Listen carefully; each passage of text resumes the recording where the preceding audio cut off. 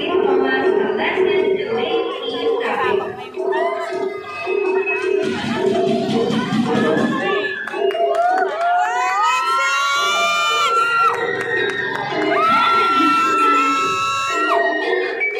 Traditional attire shows reminiscent of the Igorot traditional clothing from Cordillera region of the Philippines.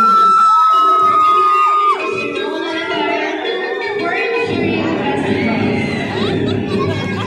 The costume includes rabbit adorned with feathers, a patterned cap, and a woven striped skirt, along with armbands and spear-like cloth.